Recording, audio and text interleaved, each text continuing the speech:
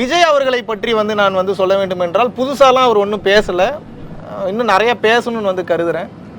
நான் வந்து விஜய் அவர்களுக்கு இதை வந்து நான் வந்து ஒரு விமர்சனமாக வைக்காமல் அவர்களுக்கு ஒரு வேண்டுகோளாக வைக்க வேண்டும் என்று நான் வந்து கருதுகிறேன். என்னென்னா, ஒரு இடத்துக்கு அவர் வராருன்னொடனே லட்சக்கணக்கில் கூட்டம் கூடுறாங்க.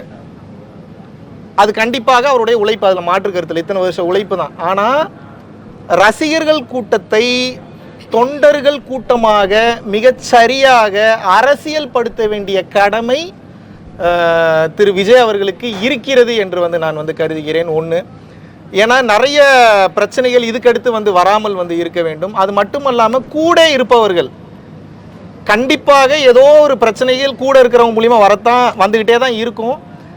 கொஞ்சம் மிகவும் கவனமாக, ஆத்மார்த்தமாக, ஆழமாக அவங்க பண்ணக்கூடிய மிஸ்டேக்கையும் என்னதான் சப்போர்ட்டிவ்க்கு இருந்தாலும், இப்போ இவர் என் கூட இருக்கிறாருன்னா என் நண்பர்ன்ற ஒரே காரணத்துக்காக இவர் என்ன பண்ணாலும் நான் சரின்னு போயிட முடியாது. ஏன்னா இவர் இன்னைக்கு எடுக்கக்கூடிய ஒரு டிசிஷன் வந்து இங்கே உட்கார்ந்துட்டு இருக்கக்கூடிய 2000 பேரோட வாழ்க்கையும் பாதிக்கும். அப்போ இவர் நான் முழுமையாக என்னோட கட்டுப்பாட்டில் கண்காணிப்பில் வைத்திருக்க வேண்டிய கடமை வந்து எனக்கு இருக்கிறது என்று வந்து நான் வந்து கருதுகிறேன். ஒரு சில ப்ரெஸ் மீட்டெல்லாம் கொடுக்கும்போது அவர்களை சார்ந்தவர்களாக இருக்கட்டும், பெயர் நான் சொல்ல விரும்பலை, கேஷுவலாக பேசுகிறாங்க, என்ன பேசுகிறேன்னே தெரியாமல் சில பல கெட்ட வார்த்தைகளே வருது. அதெல்லாம் ரொம்ப கவனமாக வந்து கையாள வேண்டிய சூழ்நிலை வந்து இருக்கிறது. கட்சி ஆரம்பித்த ஒரு வருடத்தில் ஆட்சியை பிடிக்க போகிறேன்ட்டு வரார். அது பிடிக்கட்டும், சிஎம் ஆகட்டும், சந்தோஷப்படுறேன், அதெல்லாம் மாற்று கருத்து இல்லை. நல்லா இருந்தாருன்னா எல்லோரும் நல்லா இருக்க போகிறோம். அது வேறு அதை நான் விமர்சனம் செய்ய விரும்பலை. நான் என்ன கேட்குறேன்னா, ஒரு வருடத்தில் நீங்கள் ஆட்சியை பிடிக்க போகிறீங்கன்னா அந்த ஒரு வருடத்துக்குள்ளே உங்களுக்கு எவ்வளோ ப்ரெஷர்ஸ் வரும், அதை நீங்கள் எப்படி ஹேண்டில் பண்ணணும்? அரசியல் என்பது விளையாட்டு இல்லை, வரவங்க போகிறவங்களாம் ஸ்டார்ட் பண்ணுற அளவுக்கு ஒரு பெரிய விளையாட்டு இல்லை. நீங்கள் அரசியல் சார்ந்து நீங்கள் வரப்போகிறீங்கன்னா உங்களை ரசிகர்களின் உயிரை நீங்கள் பணயம் வைக்கின்றீர்கள். அப்போ ரசிகர்களுடைய உயிர் என்பது மன ரீதியாக, உடல் ரீதியாக, ஆன்ம ரீதியாக பறிபோவதற்கு நிறைய வாய்ப்புகள் இருக்கிறது. நீங்கள் வருத்தப்பட்டீங்கன்னா உட்காந்து ஒரு 1,00,000 பேர் உட்காந்து அழுகிறாங்க. நீங்கள் சந்தோஷமாக இருந்தீங்கன்னா 1,00,000 பேர் உட்காந்து சந்தோஷமாக இருக்காங்க. உங்களுக்கு ஒரு பிரச்சனைனா எல்லாருமே துடிக்கிறாங்க. ஆனால் மக்கள் உங்களிடம் எதிர்பார்ப்பது நீங்கள் அடுத்த கட்டம் வர வேண்டும் என்று நானும் விருப்பப்படுறதுக்கு ஒரு மெயினான ஒரு காரணம் நான் என்ன வந்து சொல்லணும்னு நினைக்கிறேன்னா, இன்னும் கொஞ்சம் துணிச்சலாக, தைரியமாக, நான் இன்னும் சிம்பிளாகவே பேசுகிறேன், நான் என்ன இதில் மறைச்சி வச்சு பேசுகிறதுக்கு என்ன இருக்குது? I am a director, I was a director. ஒரு டைரக்டரோட பாணியில் இப்போ நான் ஒரு சீன் வந்து சொல்கிறேன், ஒரு மிகப்பெரிய பிரச்சனை நடக்குது. இப்போ நான் ஒரு டைரக்டராக அந்த பிரச்சனையில் வந்து இப்போ ஹீரோ வந்து மாட்டிக்கிறாரு. மொத்த பேர் சேர்ந்து இப்போ ஹீரோவுக்கு வந்து பிரச்சனை கொடுக்குறாங்க. பிரச்சனை கொடுக்கும்போது அந்த சீன் எப்படி இருந்தால் நல்லாயிருக்கும் நீங்கள் சொல்லுங்கள்? எப்படி அந்த ஹீரோ அங்கேருந்து போயிடணுமா, வேறு எங்கேயாவது போயிட்டு ஒரு 15 நாள் கழித்து வரலாமா? அப்படி வச்சா அந்த சீன் நல்லா இருக்குமா? அந்த ஹீரோ அந்த சூழ்நிலையிலேயே மாஸ் பண்ணுற மாதிரி சூப்பராக அந்த சூழ்நிலையை ஹேண்டில் பண்ணுற மாதிரி அவ்வளோ ப்ரொடெக்டிவ் சப்போர்ட் இருக்கும்போது மக்களை பாதுகாக்கக்கூடிய அளவில் முன்னாடி வந்து நின்று பேசுகிறவர் ஒரு மிகச்சிறந்த தலைவராக இருக்க முடியுமா? தகுதி இல்லை என்று நான் கூறவில்லை. இன்னும் கொஞ்சம் கவனத்துடன் கையாள்வது உங்களை அடுத்தடுத்த நிலைகளுக்கு அழைத்து செல்லும் என்று வந்து நான் கூறுகிறேன். நம்மளை ஒருத்தர் விமர்சனம் பண்ணுறான்னொடனே கோவம் தான் ஃபஸ்ட்டு வரும். அதை கொஞ்சம் தூக்கி தள்ளி வச்சுட்டு எதற்காக இதை பேசுகிறார்கள் என்று வந்து பார்க்க வேண்டும். அரசியலை வந்து அறிக்கை விட்டு மட்டுமே கடைசி வரைக்கும் பேசிக்கொண்டு மட்டுமே வந்து அரசியலை கடைசி வரைக்கும் நான் கடந்து செல்வேன் என்பது தமிழ்நாட்டு அரசியலுக்கு ஒத்து வராது என்று என்னுடைய பர்சனலான கருத்து. நீங்கள் ராஜராஜ சோழன் போன்ற சிறந்த தலைமைகள்லாம் வந்து இன்னைக்கு விமர்சனம் பண்ணக்கூடிய அளவுக்கு வந்து அரசியலோட நிலைமை எப்படி இருக்குன்னு கேட்குறேன். நேற்று திருமாவளவன் வந்து விமர்சிச்சிருந்தார். 2 நாளுக்கு முன்னாடி வந்து ராஜராஜ சோழன் வந்து தமிழை அழிச்சிட்டாரு, எங்களுக்கு மேலே நம்பிக்கையே கிடையாது, தமிழ் அழியதுக்கு காரணம் இந்த மாதிரி ராஜாக்கள் தான் அப்படின்னு சொல்லியிருக்காரு. இது எப்படி நீங்கள்? ராஜராஜ சோழனை பற்றி முழுதுமாக இன்னும் பலர் புரிந்து கொள்ளவில்லை என்று வந்து நான் வந்து கருதுகிறேன். ராஜராஜ சோழனை விமர்சனம் செய்வதற்கும் ராஜராஜன் சோழன் அவர்கள் வாழ்ந்த வாழ்க்கை முறையை வந்து அவதூறு செய்வதற்கும் இங்கே யார் இப்போதைக்கும் அந்த அளவு குவாலிட்டியில் இல்லைன்றது என்னுடைய பர்சனலான ஒரு கருத்து. சாதாரண மனிதர் அல்ல ராஜராஜ சோழன் என்பவர்.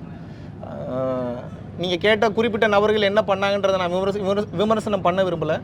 பட் யார் அவர்களை விமர்சனம் பண்ணாலும் ராஜராஜ சோழன் அவர்களுடைய முழு வரலாற்றை படித்துவிட்டு அவர் இந்த ஆன்மீக தொண்டு என்ன வந்து ஆற்றியிருக்கிறார், அவர் இந்த நாட்டிற்கு செய்த சேவை என்ன, அர்ப்பணிப்பு என்ன என்பதை தெரிந்து கொண்டு பேசுவது மிகச்சிறப்பாக இருக்கும் என்று வந்து கருதுகிறேன்.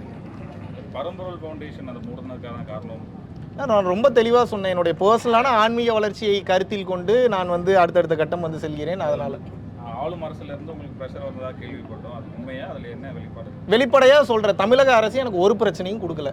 இல்லை நான் பிரச்சனை கொடுத்துருந்தா இன்று மதுரையில் என்னால் இந்த தைப்பூச நிகழ்வை எந்தவித பிரச்சனையும் இல்லாமல் செய்ய முடியுமா? காவல்துறைகிட்ட போய் பர்மிஷன் லெட்டர் கொடுக்க சொல்கிறோம், உடனே பர்மிஷன் கொடுக்குறாங்க. எப்போ ப்ரோக்ராம் பண்ணுறீங்க, போலீஸ் சப்போர்ட் எதாவது வேணுமா, வெளியே ப்ரொடெக்ஷன் போடணுமா, வேறு ஏதாவது ப்ராப்ளம் வேணுமா, வேறு யார் மேலேயா சந்தேகப்படுறீங்களா, வேறு ஏதாவது த்ரெட்ஸ் இருக்கான்னு சொல்லி முழுக்க காவல்துறை அதிகாரிகள் சப்போர்ட்டிவாக இருக்கிறாங்க. தமிழக அரசில் இருக்கக்கூடிய உயர்மட்ட அதிகாரிகள் அவர்கள் வந்து சப்போர்ட்டிவாக இருக்காங்க. தமிழக அரசில் இருக்கக்கூடிய முக்கியமான நபர்கள்லாம் தைரியமாக ஆன்மீகம் வளரட்டும் என்ற நிலைமையில் தான் இன்று வந்து எனக்கு பர்சனலாக நீங்கள் கேட்ட கேள்விக்கு உண்டான பதில், எனக்கு ஒரு பிரச்சனையும் இல்லை, நான் சந்தோஷமாக தான் இருக்கேன். என்னை சார்ந்தவர்களை சந்தோஷமாக பார்த்துக்கிறேன். மிகச் சிறப்பான முறையில் வந்து போய்கொண்டிருக்கிறது. நான் வெறுத்து மூடினதுக்கு மாபெரும் காரணம் மக்கள் மேலே இருக்கிற கோபம் தானே தவிர அரசு மேலே இருக்கக்கூடிய கோபம் இல்லை. இது அரச குறை சொல்லி குற்றம் சாட்டி சிம்பத்தி தேடணுன்ற அவசியம் எனக்கு இல்லைன்றது கருதுகிறேன். மக்கள் இன்னும் கொஞ்சம் திருந்தணும். யாருக்காக உழைக்கிறோமோ அவனே பயிற்சி பண்ணுறதில்ல, அவனே நன்றி உணர்வோடு இருக்கிறது இல்லை. நன்றி உணர்வுன்னு சொல்லி கொடுத்தவன் பூரா நன்றி உணர்வுலாம் வாழ்ந்துட்டு இருந்தானே எப்படி அவன்கிட்ட போய் அப்புறம் நம்ம வாழ்க்கையில் கிளாஸ் எடுக்க முடியும்? அது சும்மா இப்போது எதையுமே நான் எதிர்பார்க்கலனாலும் நான் என்ன எதிர்பார்க்குறேன்? நான் சொல்லிக் கொடுப்பதே நன்றி உணர்வு தான். அதாவது வளர்த்துக்கடான்னு தான் எதிர்பார்க்குறேன். அப்போ அதே இல்லைன்னா அவங்களுக்கு எதுக்கு நம்ம கிளாஸ் எடுக்கணும்? இருந்தாலும் கூட வருடத்திற்கு ஒரு முறை இது ஒரு பக்தனாக முருகப்பெருமானுக்கு நான் எடுக்கக்கூடிய ஒரு முயற்சி. அதனால் இதை இடைவிடாமல் தொடர்ச்சியாக செய்து கொண்டு வர வேண்டும் என்று வந்து நான் வந்து நினைக்கிறேன். ஆன்மீகம் என்பது வந்து பள்ளி கல்லூரி வரை கொண்டு செல்லக்கூடிய ஒரு விஷயமா இருக்குது இன்னைக்கு இன்றைய தேவை. மதத்தை கொண்டு செல்லக்கூடாது, ஆன்மீகத்தை கொண்டு செல்ல வேண்டும். ஆன்மீகம்ன்றது டெஸ்டினேஷன், மதம் என்பது வெஹிக்கிள். மதத்தை கொண்டு போவது தான் தவறே தவிர ஆன்மீகத்தை நிச்சயமாக கொண்டு செல்ல வேண்டும். ஏன்னு சொல்கிறேன், சிம்பிளாக சொல்லிடுறேன். அறிவு தான் நீங்கள் பெருசுன்றீங்க, ஏற்றுக்கிற அறிவு தான் பெருசு. இப்போ ஓட்டை பிரித்து உள்ளே இறங்குறது அறிவு தான், பிளான் பண்ணி கொள்ளையடிக்கிறது அறிவு தான், பிளான் பண்ணி ரேப் பண்ணுறது அறிவு தான்.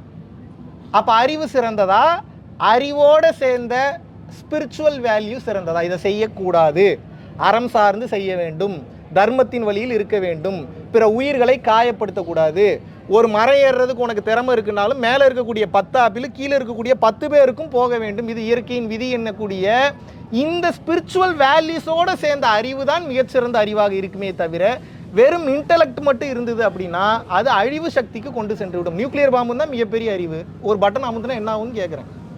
அப்புறம் அந்த பட்டனை அமுத்தக்கூடாதுன்ற அந்த வேல்யூஸ் தானே, அந்த எத்திக்ஸ் தானே வேல்யூ ஆகுது.